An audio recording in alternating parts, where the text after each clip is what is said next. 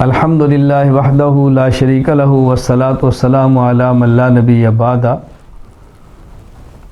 بچے کی پیدائش پر بیٹا ہو یا بیٹی، ان کی پیدائش پر جانور کا ذبح کرنا، جنہیں عقیقہ کہتے ہیں، مستحب اور افضل یہ ہے کہ بیٹے کی پیدائش پر 2 بکرے یا 2 بکریاں یہ ذبح کی جائیں، اور بیٹی کی پیدائش پر 1 بکرا یا 1 بکری ذبح کی جائے، یہ افضل ہے۔ المستدرک علی الصحیحین میں حدیث موجود ہے، حضرت عبد الرحمن بن ابو بکر، ان کے گھر والوں نے نظر مانی اگر بچہ پیدا ہوا تو اس کے عقیقہ کے لیے ایک بڑا جانور ذبح کریں گے۔ نظرت امرأۃ من آل عبد الرحمن بن ابی بکر ان ولدت امرأۃ عبد الرحمن نحرنا جزورا۔ حضرت ام المومنین امی عائشہ رضی اللہ تعالیٰ عنہ کو پتہ چلا تو آپ نے فرمایا لا بل سنت افضل، آپ بچے کے عقیقے میں بڑا جانور اونٹ یا گائے ذبح نہ کریں، بلکہ سنت افضل ہے، اور وہ کیا ہے؟ ان الغلام شاتان مکافئتان وان الجاریت شاتن، کہ بچے کی طرف سے، بیٹے کی طرف سے 2 بکریاں اور بیٹی کی طرف سے 1 بکری، یہ افضل اور مستحب ہے۔ لیکن اگر کوئی شخص اپنی طرف سے بچے کی پیدائش پر اونٹ یا گائے یا بھینس بطور عقیقہ ذبح کرنا چاہے تو جائز یہ بھی ہے، ناجائز نہیں ہے۔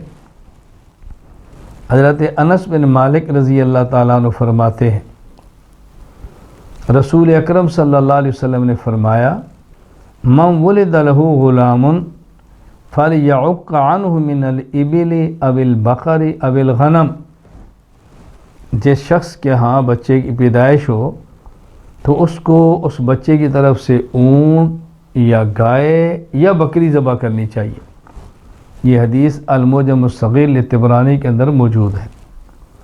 اللہ کے نبی صلی اللہ علیہ وسلم اجازت دے رہے ہیں تو پھر دوسرا کون ہوتا ہے اس کو منع کرنے والا؟ جواز میں کوئی شک نہیں۔ اسی طرح المعجم الطبرانی میں روایت موجود ہے، حضرت قتادہ فرماتے ہیں ان انس بن مالک کان یعق عن بنیہ الجزور، حضرت انس بن مالک رضی اللہ تعالیٰ عنہ اپنے بچوں کی طرف سے عقیقے میں بڑا جانور ذبح کرتے، تو حضور اکرم صلی اللہ علیہ وسلم کا ارشاد، جب بچہ پیدا ہو تو اونٹ یا گائے یا بکری کو ذبح کر لو۔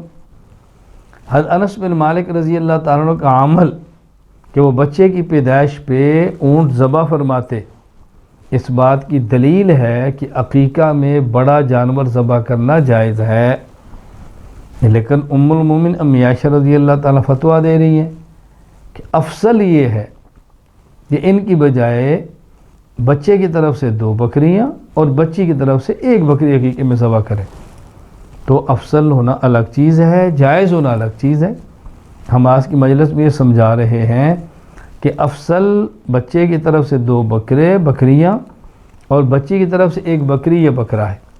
لیکن اگر کوئی شخص اپنے بچوں کی جانب سے اونٹ یا گائے بھی ذبح کرنا چاہے عقیقے میں تو اس کی گنجائش موجود ہے، یہ جائز ہے۔ تو حدود شریعت کو سمجھنا چاہیے، خیال کرنا چاہیے، اپنی رائے سے حدود شریعت کو تبدیل نہیں کرنا چاہیے۔ وآخر دعوانا ان الحمد للہ رب العالمین۔